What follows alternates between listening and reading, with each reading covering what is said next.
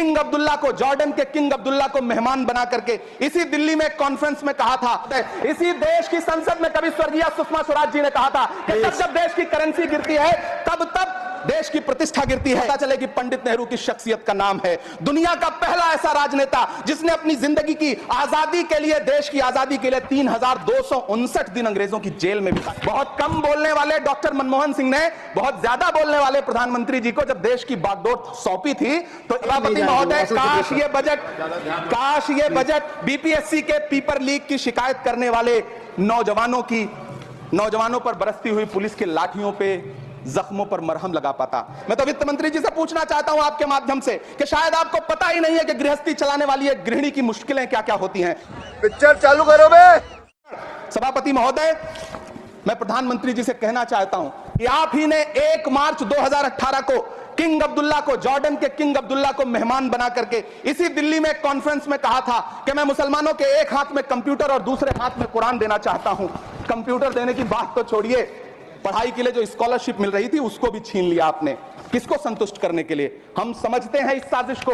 आप minority ministry का budget काटते काटते एक दिन मिनिस्ट्री को ही बंद कर देना चाहते हैं। वो जहर देता तो सबकी नजर में आ जाता, सो ये किया कि हमें वक्त पर दवाएं न दी। सभापति महोदय, मैं तो वित्त मंत्री जी से पूछना चाहता हूं आपके माध्यम से कि शायद आपको पता ही नहीं है कि गृहस्थी चलाने वाली एक गृहिणी की मुश्किलें क्या क्या होती हैं। आपने कभी सोचा भी नहीं होगा कि जब वो किचन में सब्जी बनाने के लिए कड़ाई में तेल डालती है तो उसके साथ उसके आंसू भी गिरते हैं। सभापति महोदय, शायद उन्हें पता भी ना हो कि एक छोटी सी गाड़ी और एक छोटे से फ्लैट का ईएमआई भरने के बाद इस देश का एक गरीब इंसान जब अपने बच्चों की फीस भरने के बारे में सोचता है तो उसे कितनी खुशियों का गला घोंटना पड़ता है। शायद उनको पता भी नहीं है कि फसल बेच करके बिटिया की शादी का सपना सजाने वाला किसान जब अपनी फसल बर्बाद देखता है तो कितनी रातें सो भी नहीं पाता है। सभापति महोदय, शायद वो कभी इस पीड़ा को समझ नहीं पाएंगी कि परिवार के किसी एक सदस्य को कैंसर जैसी बीमारी हो जाए तो घर और जमीनें गिरवी रख उठती हैं लेकिन इलाज नहीं हो पाता। सभापति महोदय, इसी देश की संसद में कभी स्वर्गीय सुषमा स्वराज जी ने कहा था कि जब देश की करेंसी गिरती है तब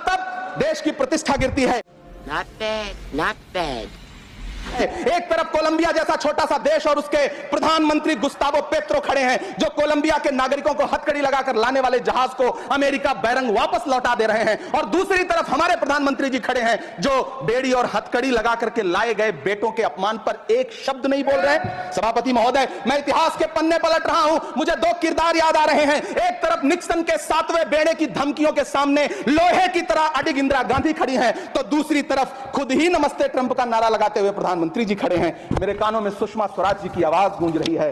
बहुत कम बोलने वाले डॉक्टर मनमोहन सिंह ने बहुत ज्यादा बोलने वाले प्रधानमंत्री जी को जब देश की बागडोर सौंपी थी तो $1.58 का था, आज 85 से 87 के बीच में झूल रहा है। इन दिनों रुपए की अहमियत गिरती है तो न तो देश की प्रतिष्ठा गिरती है ना प्रधानमंत्री की गरिमा। जिस देश में 80 करोड़ लोगों को 5 किलो राशन के लिए कतारों में लगना पड़ता हो, उस देश में यह सरकार 12 लाख तक के टैक्स न लेने के लिए अपनी पीठ थपथपा रही है।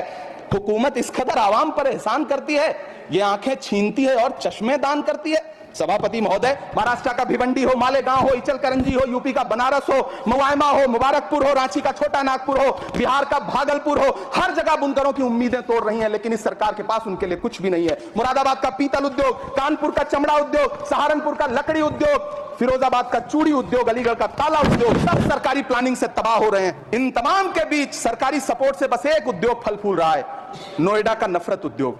सभापति महोदय, जिस देश में 40 से 45% मेडिकल फैकल्टी की सीट खाली हो, वहां बजट में 75,000 नए मेडिकल सीट्स का ऐलान हो रहा है।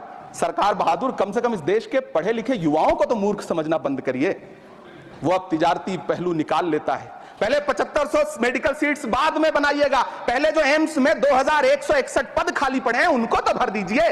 वो अब तिजारती पहलू निकाल लेता है। मैं कुछ कहूं तो तराजू निकाल लेता है। मैं इसलिए भी तेरे फन की कद्र करता हूं तो झूठ बोल के आंसू निकाल लेता है। सभापति महोदय, काश ये बजट बीपीएससी के पेपर लीक की शिकायत करने वाले नौजवानों पर बरसती हुई पुलिस की लाठियों पे, जख्मों पर मरहम लगा पाता। सभापति महोदय, पिछले 80 दिन से 70 साल का एक बुजुर्ग एमएसपी की लीगल गारंटी मांगता हुआ आमरण अनशन पे बैठा हुआ है। काश ये बजट किसान नेता जगजीत डल्लेवाल की टूटती हुई सांसों की पीड़ा सुन पाता। काश ये बजट प्रतियोगी परीक्षाओं की तैयारी के लिए दिल्ली, कोटा, पटना, अहमदाबाद जैसे शहरों में, इलाहाबाद जैसे शहरों में किताबों के साथ गल रहे युवाओं के सपनों को जिंदगी दे पाता। काश ये बजट वंदे भारत के सुनहरे विजुअल के बजाय देश की गरीब जनता को कुछ और पैसेंजर ट्रेनें दे पाता। काश ये बजट सीनियर सिटीजन को ट्रेन टिकटों में मिलने वाली रियायतें वापस लौटा पाता जिनको सरकार ने कोविड के नाम पे छीन लिया था। काश ये बजट किसानों की राह में कीले नहीं बल्कि कालीन बिछाने वाला बन पाता। काश ये बजट सरकारी मालिकों को यह समझा पाता कि नेहरू को कोसने से अर्थव्यवस्था नहीं सुधरेगी, उसके लिए डॉक्टर मनमोहन सिंह साहब की अर्थ नीति अपनानी पड़ेगी। पिछले 11 साल से नेहरू जी को कोस रहे हैं, आखिर कब तक कोसिएगा? थोड़ा पंडित नेहरू जी के बारे में पढ़िए, तब पता चले कि पंडित नेहरू की शख्सियत का नाम है। दुनिया का पहला ऐसा राजनेता जिसने अपनी जिंदगी की आजादी के लिए, देश की आजादी के लिए 3259 दिन अंग्रेजों की जेल में बिताए। पंडित नेहरू एक ऐसे महान शख्स जिनके पिता पंडित मोतीलाल नेहरू, जिनकी बहन विजय लक्ष्मी पंडित, जिनके बहनोई पंडित रंजीत सीताराम, जिनकी बेटी इंदिरा गांधी, जिनके दामाद फिरोज गांधी, सब ने अंग्रेजों से लड़ते हुए स्वतंत्रता आंदोलन में जेल काटी। आप किस मुंह से उनकी लकीर छोटी करने की बात करते हैं? नहीं कर पाइएगा, 7 जन्मों में नहीं कर पाइएगा, क्योंकि जिस्म की मौत कोई मौत नहीं होती है। जिस्म मिट जाने से इंसान नहीं मर जाते, धड़कने रुकने से अरमान नहीं मर जाते, सांसें थम जाने से ऐलान नहीं मर जाते। जिस्म की मौत कोई मौत नहीं होती है। सभापति महोदय, मैं आपके सामने खड़ा होकर के एक बहुत छोटी सी कहानी सुनाना चाहता हूं कि महान बादशाह सिकंदर ने जब यूनान फतेह किया तो जीत का जश्न मनाने के लिए शहर की सड़कों पर निकला। तो उसने देखा कि पूरा शहर तो जश्न मना रहा है, एक फकीर सड़क के किनारे चादर तान के सो रहा है। सिकंदर को गुस्सा आया, घोड़े से उतरा, उस फकीर के पास गया और उसे सोता देख करके उसे जोर की एक लात मारी और लात मार के कहा कि क्यों रे फकीर, मैंने यूनान फतेह कर लिया, लोग जश्न मना रहे हैं और तू सो रहा है। उस फकीर ने उन्नीदी आंखों से सिकंदर को देखा और देख करके कहा कि शहर जीतना बादशाहों का काम है, लेकिन लात मारना तो गधे का काम है। सभापति महोदय, गरीब जनता को लात मारना बंद करिए। यह अमीरों के लिए बनाया गया बजट है, यह निराशाजनक बजट है। हम अमृतकाल सुनते आ रहे थे, यह अमृतकाल इतनी जल्दी समाप्त हो गया कि अब अमृतकाल का कोई नाम तक नहीं लेना चाहता।